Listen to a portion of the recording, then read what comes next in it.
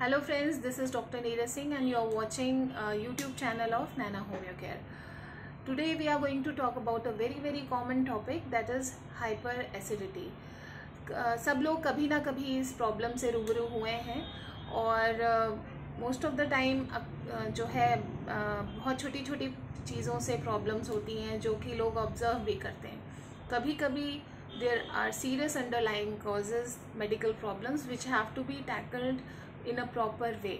लेकिन आज जो हम बात करेंगे वो छोटी छोटी डे टू डे प्रॉब्लम्स कैसे हाइपर एसिडिटी क्रिएट कर सकती हैं और आपको क्या करना चाहिए उसको ख़त्म करने के लिए या उससे निजात पाने के लिए.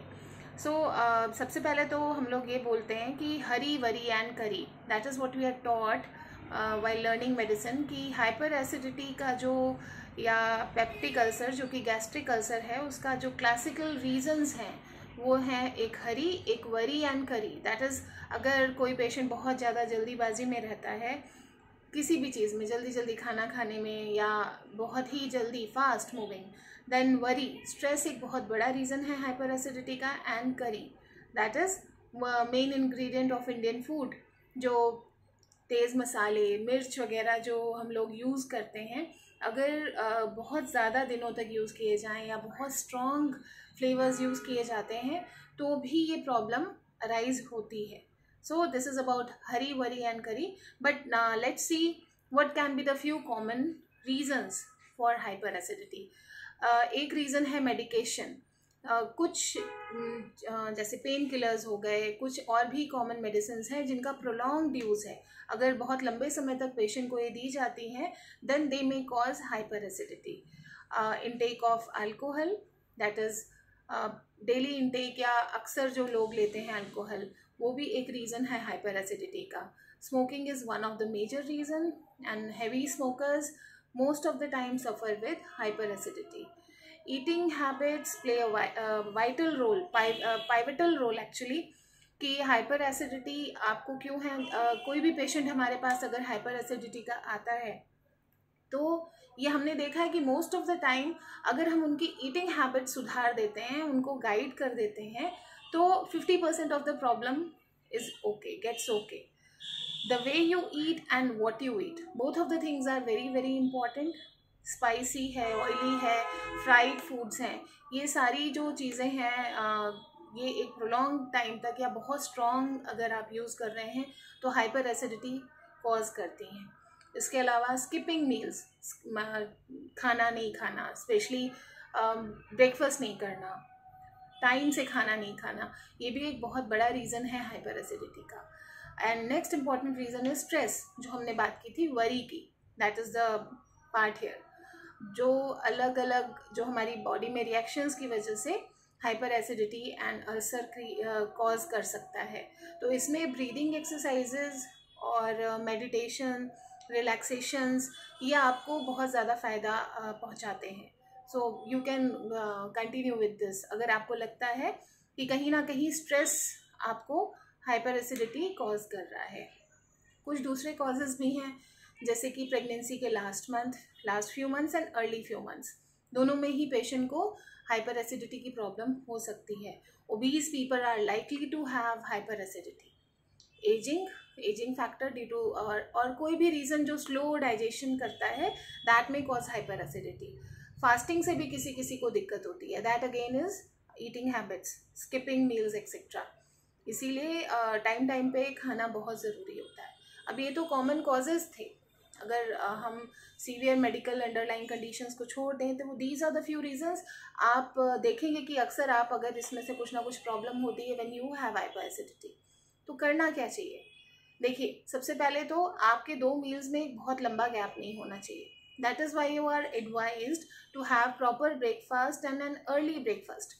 क्योंकि आपने रात में खाना खाया है, though your body is at rest, but once you wake up the cycle has to be continued. तो आप मॉर्निंग में टाइम से ब्रेकफास्ट कर लें और उसके पहले भी पानी का इनटेक वगैरह बहुत इंपॉर्टेंट होता है. So that is breaking the fast. Drink lots and lots of water. पानी का इनटेक बहुत अच्छा होना चाहिए.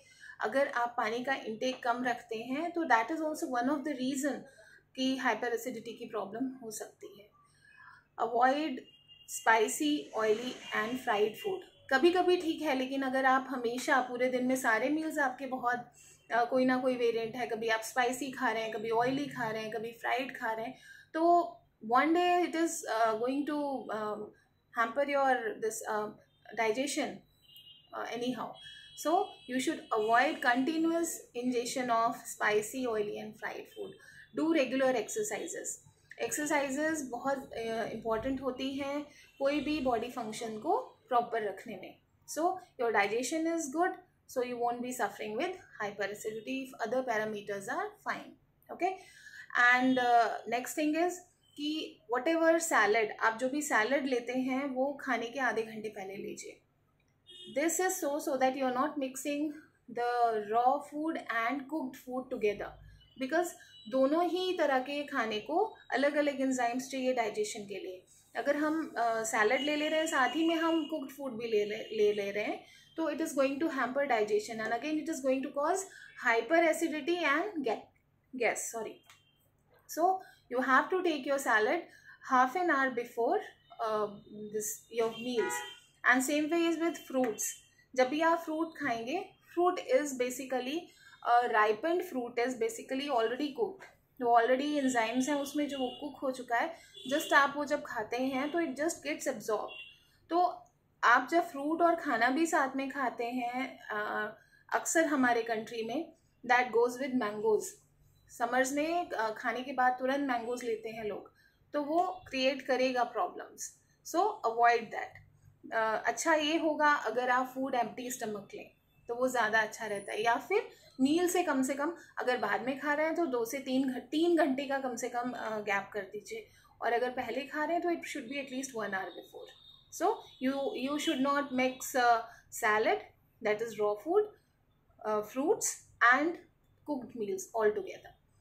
Next is दालों में अरहर की, उड़द की और चना दाल जो होती है वो थोड़ा सा इस तरह का उनका जो बेसिक नेचर होता है, that it promotes acidity.